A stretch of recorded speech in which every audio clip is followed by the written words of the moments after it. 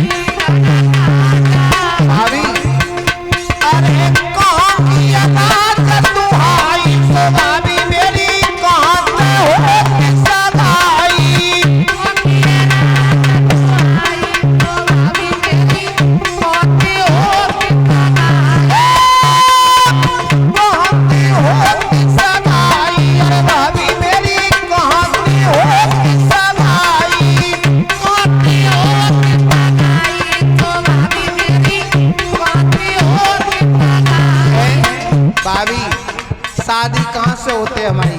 तो आज रुक्मणी की भाभी समझ आए कि बोली काय के चिल्ला रही है। सुने काय तू करी रही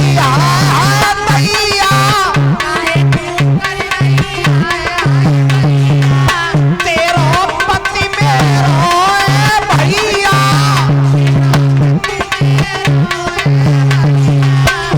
अरे जब तेरी नाक दुहाई सो भाभी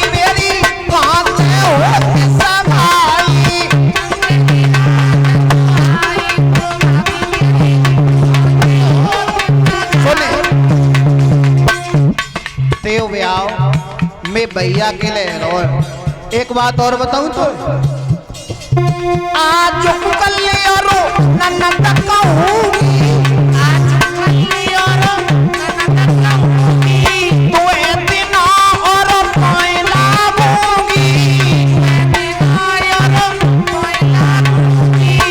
देख। आज नंद कब पहले, कल नंद कब पहले, आज 5 पहले, कल 5 पहले, बाकी बाद में क्या होएगा? अरे परसों बने भोजाई सो भाभी मेरी आंटी हो सगाई, परसों बने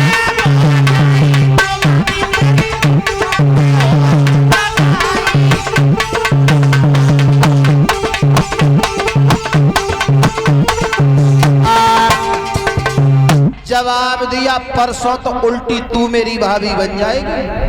और ये आकाश यादव जो नगला घोड़ से पधारे हैं 101 रुपया है उनकी तरफ से, धन्यवाद। मेरे भगवत श्रोताओं धीरे धीरे समय व्यतीत होता चला गया। आज रुक्मणी के द्वार पर एक बूढ़े से ब्राह्मण आए। ब्राह्मण ने आकर के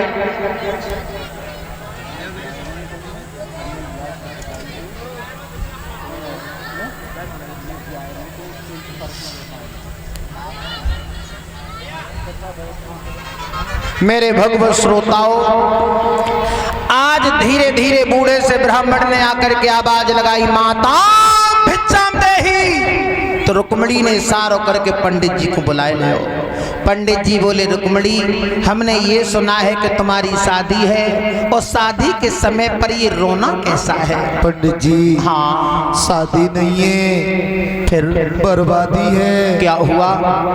मेरी शादी मेरा भैया अपने साले के साथ में करना चाहता है। फिर मैं वहाँ शादी करने वाली नहीं हूँ। कहाँ करोगी? मैं शादी कन्हैया के साथ में। अरे कन्हैया यहाँ पर कभी नहीं आए, तुमने कन्हैया को कहाँ देख लिया? पंडित जी हाँ आते हैं। कहाँ आते? रोजाना आते हैं। कहाँ आते? सपने में। पागल है क्या? सपने कहीं अपने होते? आज बार बार रुक्मणी समझ आ रही है पंडित जी। अरे मैंने सपने में कन्हैया देखो सुनो पंडित जी, मैंने सपने में श्याम को देखो सुनो पंडित जी।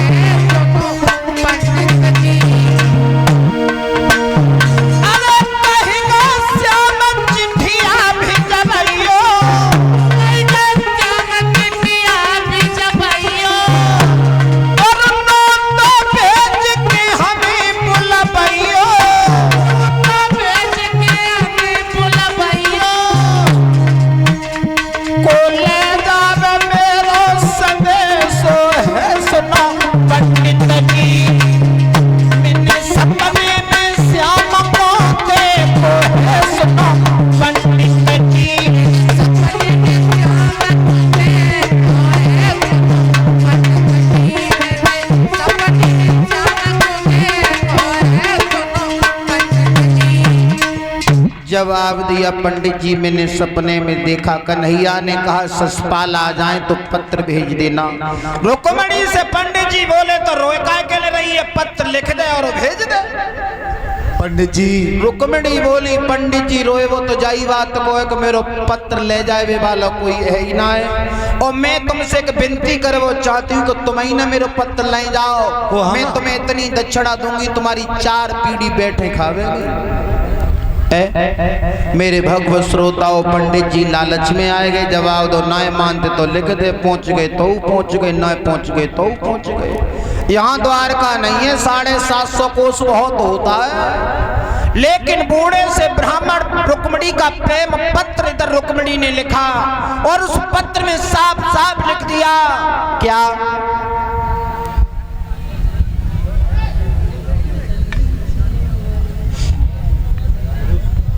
और साथ ही साथ ये हमारे पिंकू मौसा जी जो गधनपुर से पधारे हैं उनकी तरफ से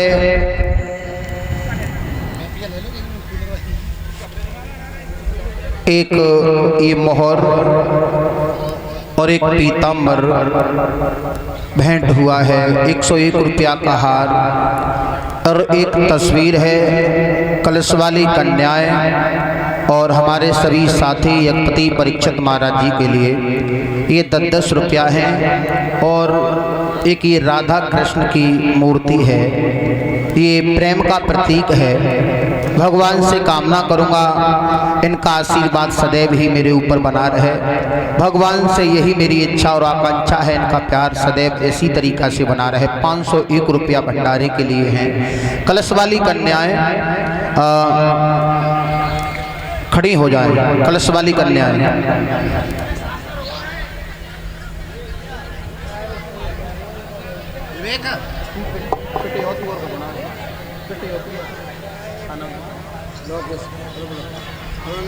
अच्छा, ये हमारे प्रवीण कुमार उर्फ लुक्का भैया इसी गांव बदुआ के रहने वाले हैं, उनकी तरफ से 101 रुपया का हार है, बहुत सुंदर, धन्यवाद।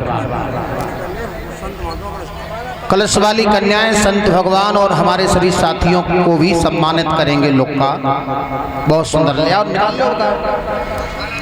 कलश वाली बेटियां खड़ी हो जाओ। और मौसा जी तुम्हारे रुपया है, पहुंच गए नहीं पहुंचे भाई? कलश वाली बेटियां खड़ी हो जाओ।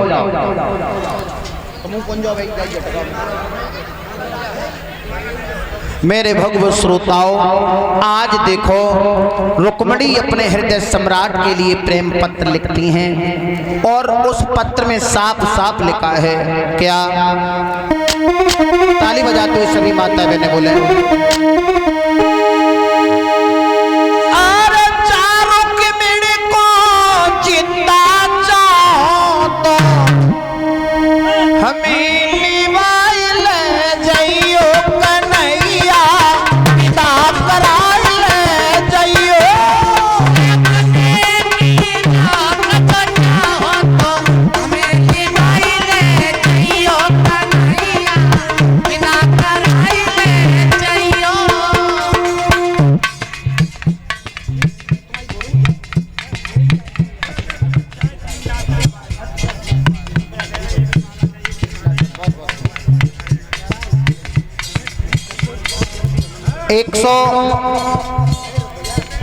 एक रुपया का हार। ये हमारे श्रीमान राजेश भैया जी के नाती हैं, शिवम, शिप्पू, आयुष, और 500 रुपया भंडारे में, बहुत सुंदर, जो इसी गांव भदुआ के रहने वाले हैं। भगवान से कामना करूंगा इन तीनों बच्चों को लंबी उम्र प्रदान करें कन्हैया।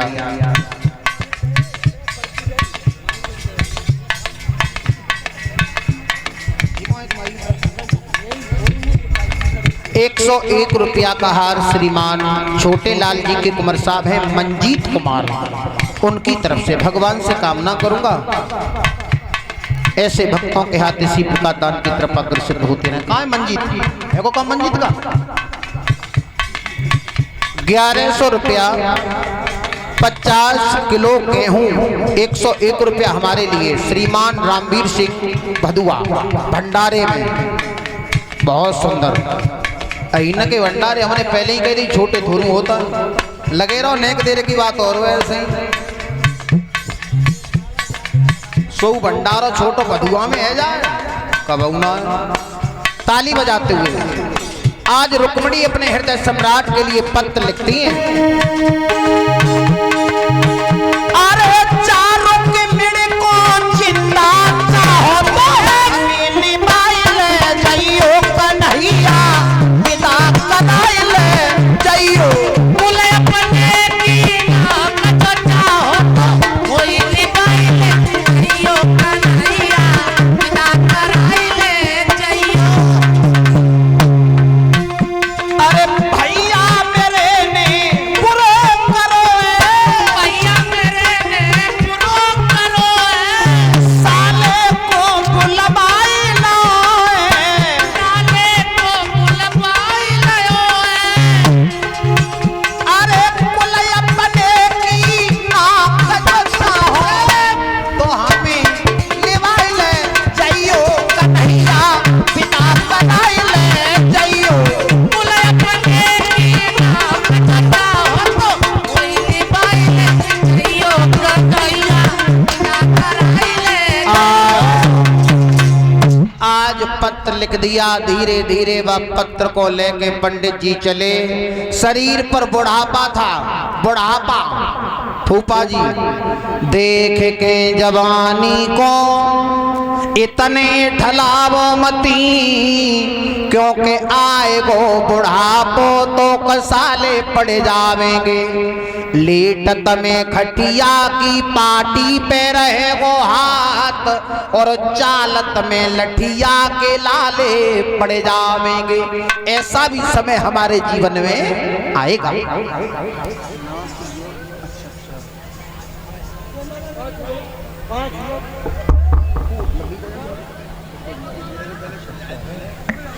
ये हमारे चाचा जी के नाती हैं, उपेंद्र के ये कुंवर साहब हैं हर्ष यादव, उनकी तरफ से 101 रुपया का हार आया है। भगवान से कामना करूंगा इस बच्चे को सदैव सद्बुद्धि प्रदान करते रहें, समाज का इन्हें सम्मान मिलता रहे। आज शरीर पर बुढ़ापा था महाराज। पंडित जी 2-4 कोस तो निकल गए लेकिन चला नहीं गया, तो कुंदनपुर के बाग में बैठ गए। पंडित जी विचार कर रहे हैं कि द्वारका तो बहुत दूर है, अब क्या करना चाहिए। विचार करो कि रुक्मिणी ने जो खाए के लिए भेज धत्ता हुआ बांध के, चलो बाऊ खाए ले थोड़ी देर आराम करें। तो पंडित जी सोचते हैं, ताली बजाते हुए सभी माता बहने बोले, अरे तुम पहाड़ी भी रमाई ले जाई बगिया में, तुम पहाड़ी भी रमाई ले जाई बगिया में। बारी फिरमाए ले हो जाई बगिया में, तो बारी फिरमाए ले हो जाई बगिया में। ताली बजाते हुए सभी माता बहने बोले, तुम पहाड़ी भी रमाई ले जाई बगिया में, तुम पहाड़ी भी रमाई ले जाई बगिया में। बारी फिरमाए